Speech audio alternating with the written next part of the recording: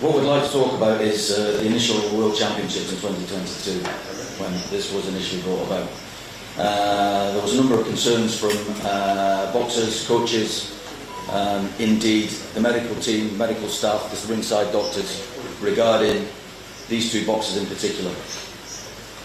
Blood tests were taken, gender test was taken as it was during the Women's World Championships in 2022 in Istanbul.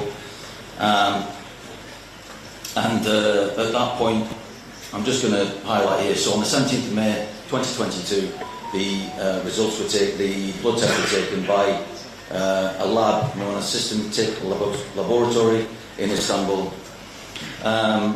We can give the license numbers out so you'll be aware of that, and the results from there were issued on the 24th of May. Okay. The tests were taken, and the results, I'm going to discuss this shortly, the results that were brought out were inconsistent. So, further to which,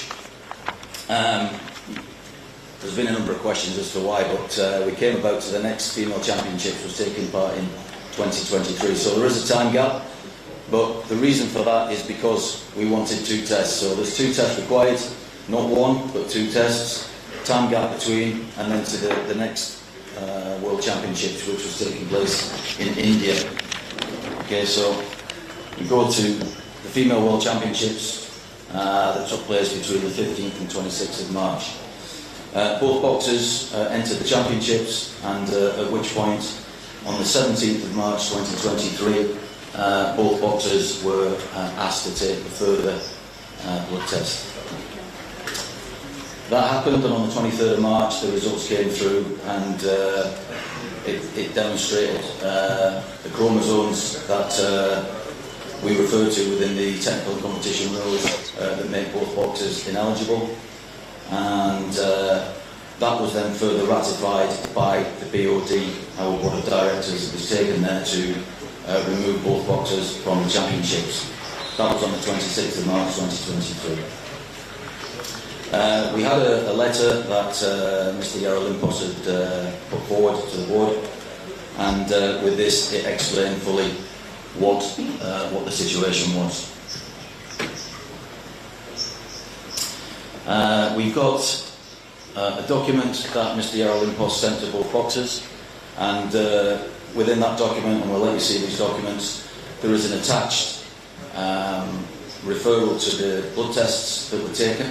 Okay, we're not in a position, due to non-disclosure and medical in confidence, we're not able to give you the actual blood test itself, but what we can show you is the front cover copy with the annex, which we'll put up on show shortly to indicate what that was, and a signature on the bottom of both documents by both boxers who received those blood tests accordingly. Both boxers had the possibility to appeal to CAS within a 21-day period. Further to which, the Chinese Taipei boxer, Ting Lin, she did not appeal, and that was a legally binding result.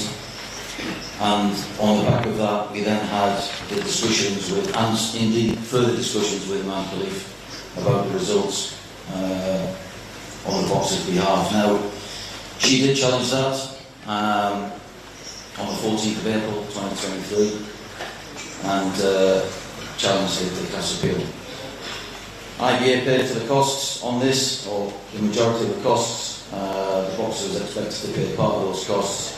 And preceding that, it didn't happen. So on the 27th of July, the couple of arbitration sport issued a termination order, and the proceedings against the appellant did not. She didn't pay. We paid the cost, but on the back end of that, the results came out that no further action to be taken. The conclusions to which are extremely challenging, because for this boxer and for Lynn, clearly the technical competition rules that apply to IBA, and as we've seen in this instance, are indifferent to that of the IOC. We've had a letter that was sent to the IOC by Mr. Yarolimpos informing them of this decision by IBA and the criteria within that and where they fall within that eligibility. Sent to Mr. Kit McConnell, and we've got a response back, so we'll be able to show you those letters accordingly.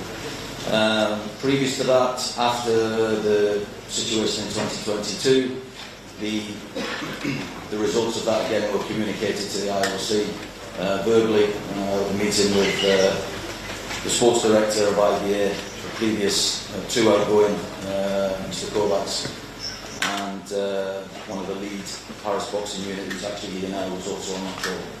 So that information was relayed. So contrary to what was discussed in the conference at the weekend, the IOC have received this information. And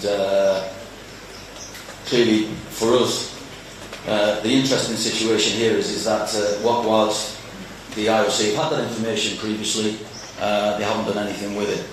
We have the response and they haven't taken that forward because they rely on their own criteria, which is based against, I believe, and what I'm hearing is the passport to enter the competition. Okay. So with that,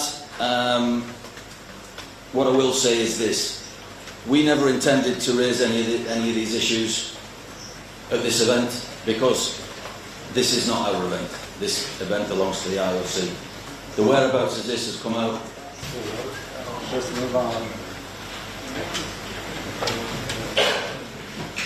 Событиями большое значимое спортивное событие мировое. Олимпиада.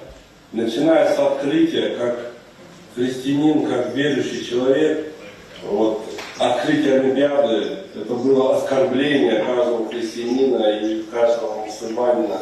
Вообще духовность человека была задета.